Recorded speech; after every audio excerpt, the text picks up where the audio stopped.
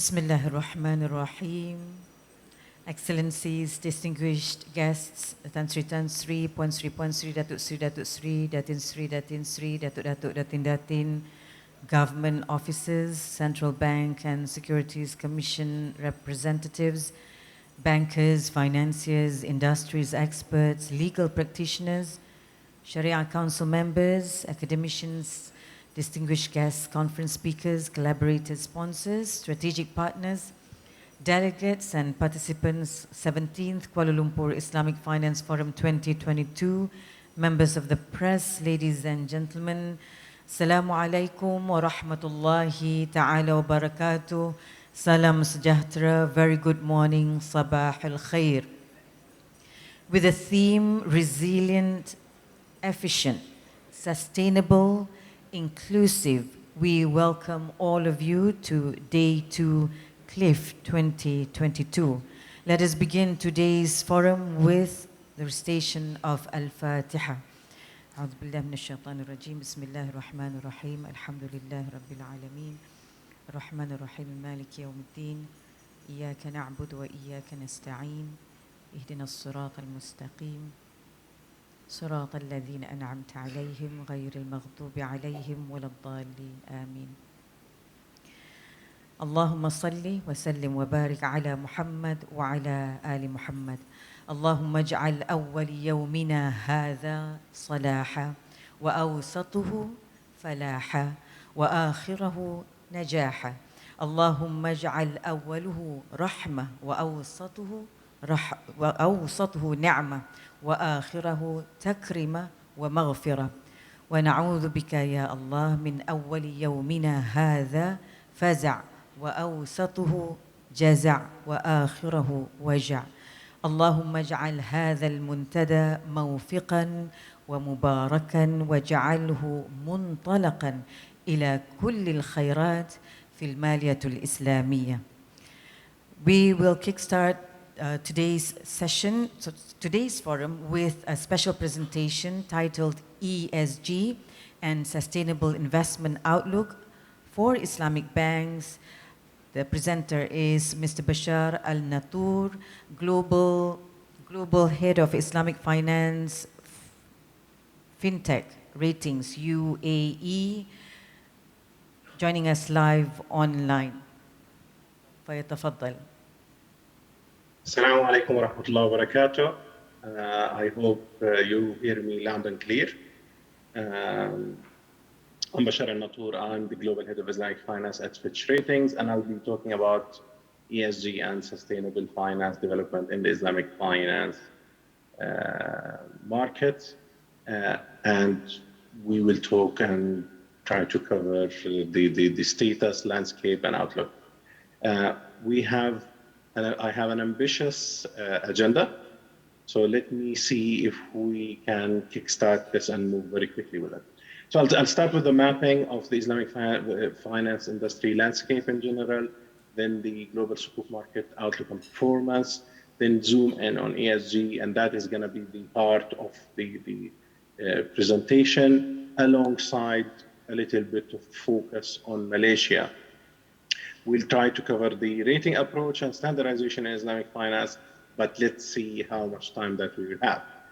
Without further ado, let me directly move to the mapping. I mean, in general, and if we look at our rating universe, we rate actually, as of the first half of the year, around 150 outstanding sukuk instruments. It is around 63 sukuk programs, and we have around more than 38 Islamic financial institutions, which is Islamic Banks and Takaful and Industry. That is the general look. To zoom in directly to ratings and to sukuk, this is the sukuk universe that we rate. And I think this chart is a good visualization to start. So let's look at this and then move to the second one, which is ESG focus. As you can see here, supras dominate around, and supras and sovereigns dominate around 60% of the sukuk issuance, and 70% of issuance is coming from the Middle East. That is followed by corporates in terms of sector and Asia in terms of regions. If we move to the ESG, we will find that actually sovereigns and supras dominate around 74% of issuance rated by Fitch, and 60% is coming from the Middle East, and 36% is coming from Asia. So the share of Asia increased, and the share of sovereign and supras increased when it comes to ESG and ESG related. The distribution of the sukuk that we rate, you will see that it's about, almost 79% is actually investment grade, which is the triple Bs and above. And the way that the market is moving, I think this trend is expected to continue. And the movement between quarter to quarter in terms of the actual rating distribution is not much. It continues to be on that side. If you look at the outlook of the ratings of these sukuk, you will find that 79%, 97%, more than 97% is on stable outlook, and only around 2.6%. So you're looking at a portfolio that has an investment grade character and has a stable outlook character in its majority in general. If we move and look at the performance of the sukuk market in the first half of the year, we find that, the volatilities that we've seen in the market due to the Russian and Ukraine conflict, due to the volatility in interest rates, inflation, economic impact, increasing of oil prices, has already also impacted the actual sukuk, as sukuk fell down by around 17%. But if you look at the comparable bonds, the fall in the US dollar universe was higher. So yes, there is a fall in the sukuk, but we saw that the fall was less actually compared to the bond market in the core markets, which is the GCC, Gulf Cooperation countries, Malaysia, Indonesia, Turkey, and Pakistan. The actual way that the sukuk performed in terms of their spreads compared to bond, they continue to be uncomparable bonds. We've looked at that, and they continue to be very highly correlated despite these volatilities.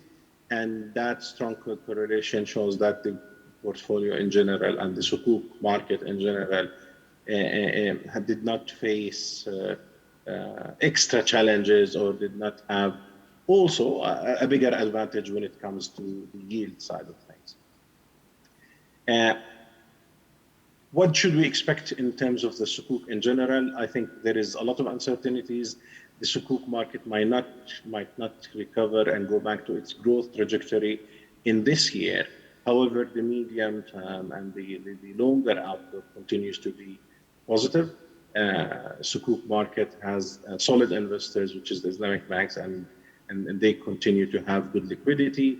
The funding needs of countries that are oil importing is increasing due to various aspects, and the sovereigns that are oil exporting, although with higher oil prices, their new funding needs are diminishing, but their diversification strategies are expected to continue, and that is something that is expected to support the sukuk market in general.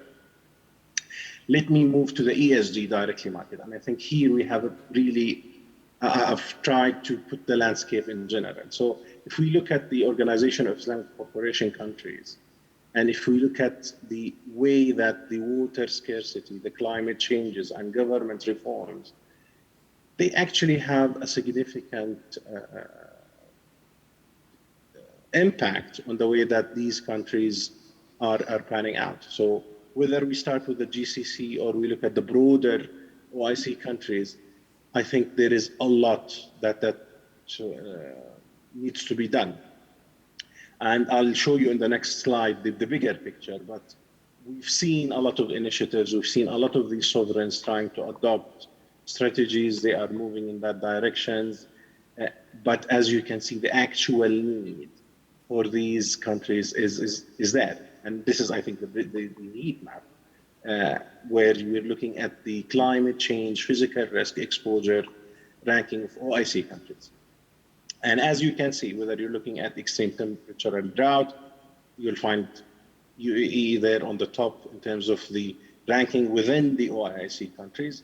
But even if you look at the ranking of the global ranking, i.e. compared to all of the sample that we've looked at, you'll find that the majority or many of these countries are in the high list. If you look at Malaysia and Indonesia, they are also having an impact. They have their own strategies, but not as countries that have less rain. If you look at floods and storms, the pictures become different. So I would say the heat map shows that whether you are in the GCC or whether you're in Asia, your exposure to the actual risk could be magnified as we are in a hot, I would say, map when it comes to the OIC countries. What is happening? I mean, in general, the diversification is really increasing. The agendas of many of the governments, whether in Asia or in the Gulf, are adopting more and more green, sustainable. They're putting that in their national visions. They're putting that in their national strategies and their agenda. Many OIC countries are signatories to the Paris Agreement climate change 2015, and they are part of the UN Sustainable Development Goals. We have all of these, but it's not yet trickling through significantly beyond what the government is doing. The way that the market is also behaving is that you will see that governments started putting ambitious targets. These targets are embedded in the visions and strategies of these governments. I think the next step is to see the actual implementation of how these governments are really moving ahead with that, and how is that trickling through to the Islamic finance industry and to the whole DNA of the culture of ESG principles. Now, it is not a surprise when we say that, I mean, Islamic finance have commonalities with ESG. Actually, from the beginning, if you are sitting in any conference that is not an Islamic finance related conference, and the ESG comes to the discussion, you will find that you'll see a slide there having alcohol with a cross over it, tobacco, arms dealing, pornography, and other aspects that Islamic finance have them already embedded as a filter. So it's not like doing an extra effort. It's already filtered out, and I think that's very important. But that does not mean that Islamic finance is identical to ESG, because at the end of the day, Islamic finance is focusing on filtering certain things and activities and products that are considered haram. And many of these are also part of the filtering process of the ESG, not Islamic finance. But at the end of the day, you need to look at the impact. And now when you look at the impact, Islamic finance impact is limited, i.e. if you look at the environment, if you look at the social aspect, they are not really adopting a lot to capitalize on the value-based proposition that Islamic finance has in it. But the industry have started to realize that. And we're seeing moves to say, okay, we have a filtering and negative filtering at the beginning. Let's focus on the impact side of it and try to adopt more and more to be more appealing to the international investor. And that, I think, is a key factor and a very important point for the success of the Islamic finance industry to attract a wider investor base. Now, that is not everything. At the end of the day, even if you have the filtering process and you have the impact process built in, Islamic finance has an additional layer. Islamic finance has to be done in a way that complies with Sharia. So it's the actual form of the transaction. It is the way that the transaction is done. It needs to comply with Sharia. It needs to have the underlying contracts done in a Sharia compliant way, whether it's a murabaha, mudaraba, hybrid, etc., etc., etc. But it's not just the filtering and the impact. It is even the way. And I think that is specific and unique to Islamic finance. we've looked at the way that the commonalities are there. I think I've discussed the ambition of many of the governments to adopt more and more sustainable and ESG initiatives, and that by itself has created a significant need of funding. And that is something that ultimately will pan out and will be also a resource. Islamic finance will be also a resource to fund such ambitious plans. We've seen in the last years, and we expect that to continue, and I think the chart on the left clearly shows how the industry has grown. I mean, it started from a very low base, and it continued to grow even during the COVID pandemic, even due to the volatilities. The sustainable link, the ESG link sukuk has gained grounds. We've put a split on what you can expect when we were looking at the ESG, so between green, sustainable link sukuk, and social. And I mean, you can see that the green is the first one. And we've also looked at the ones that we actually rate. And I think it's a significant part of the market. So we rate more than 80% of the hard currency ESG market globally. And ESG actually represents around 10% of our rated sukuk portfolio as of the first half of the year. And in that, if you zoom in, that you'll find that Indonesia and Saudi Arabia are the largest two. Turkey and UAE are also moving in that. If you look at the universe that we don't rate, you will have countries like Malaysia, and I think we will be looking at Malaysia in a bit. I think an interesting also point to point out, we saw that in countries where you have Islamic finance, the choice to have ESG was more towards sukuk. So what does that mean, or what do I mean by clarifying? So if you are in a GCC country, or in Indonesia, Malaysia, or Turkey or Pakistan, and you want to issue an ESG related, the path that we saw that the issuer takes is they build that on top of sukuk rather than building that on top of bonds. I think that's a very interesting development, because you already have a market that is established, and you're building upon the sukuk market rather than going the bond route, and the percentages are very clear there, and that is something that we expect to continue. So we expect that the majority of ESG related issuance coming from the regions where there is an Islamic finance market, it will be on top of the Islamic finance rather than the conventional bonds. I mean, I'll just put this highlight of the regulatory development. There is a lot of things happening across the board. And I think wherever you look, whether you look at Malaysia, whether you look at Indonesia, whether you look at Saudi Arabia, UAE, Qatar, they're all trying to adopt initiatives. So why are we picking these countries? We're trying to look at the top 10 countries where Islamic finance is active, and this is where the development, but the development is even actually beyond that. And I think it's an interesting story that worth watching, because it is not slowing down, and the adoption is actually increasing. If we look at the sukuk market and the issuance, that also, not only volume. So the charts that I've shared with you before shows that the volume is increasing. But it's not actually the volume only, but the type of instruments, the actual issuer. So you can have Malaysia at one side in the private sector, then Indonesia as a government being committed, and then you have government related entities in other countries, and then financial institutions and sovereign. So it's not only the volume, but it is the type of issuers and the type of issuance that is also developing. So it's the depth and the width of the market that is also developing. But if you compare that to a more developed ESG countries, I think OIC countries are still at an early stage, but it is moving in the right trajectory when it comes to ESG. I mean, definitely we saw COP26, and we will see 27 and 28, where OIC countries are actually hosting these events.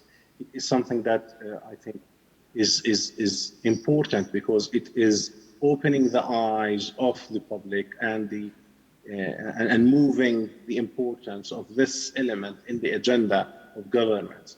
And that is something that we've seen, and we expect that to continue to be seen across the board. And that again will yield to more activities on the Islamic finance side, whether on the sukuk side or on the syndication side or the adoption side, wider than these aspects. I think when you are looking at issuance of ESG related sukuk, what we saw in the market is you have a wider investor base. And I think that's a key driver for the market. So when you are saying, okay, I want to go and have an ESG, the key incentives as an issuer is actually to say, okay, let me attract a wider investor base specifically from the West. And I think that is something that we've seen in some transaction. We continue to see that in general, when you have a sukuk issuance, it's oversubscribed, and that is because of the fundamental dynamics of the sukuk market, where you have the supply less than the demand, so the demand is higher than supply, and that's a key driver, as we said at the beginning there. So this is something that is important, and we expect that to continue. That does not mean that there is no challenges. I think there is a lot of challenges across the board whenever you're looking at the industry. But if we zoom in to the ESG related, you will find that they are at an early stage of development. There is a lot of things that is panning out. I know that we are out of time, so panning out. Shortage of ESG focused investors in core markets. So you don't have in the local markets a developed investor base. The investor base when it comes to Islamic finance is more coming from the West. Definitely higher reputation and legal risk, complexities and longer time, human capital limitations, i.e. the understanding of the sector and the developed skill set embedded within the industry needs also to be developed. And we don't have a big track record that shows that there is a price advantage. So all of these things are challenges, but they are developing and moving in the right direction. Quickly on Malaysia, I think there is a lot of happening in Malaysia, whether on the sukuk side or in the regulatory side. There is multiple industry fairs when it comes to issuance. So I think the country has done that at an earlier stage, and actually at an earlier stage compared to many or most of the OIC countries. The sovereign came also and issued a sustainable sukuk in 2021. And I think what is key, and I will be just short, is the initiative for value-based financing. And that is something that have a lot of commonalities and a lot of potential for Islamic finance. Because maqasid al-Sharia has a lot into them, whether you're talking about water, whether you're talking about plants, whether you're talking about society, or whether you're talking about charity. There is a wealth of offering that this value-based financing could benefit from if looked at and capitalized upon.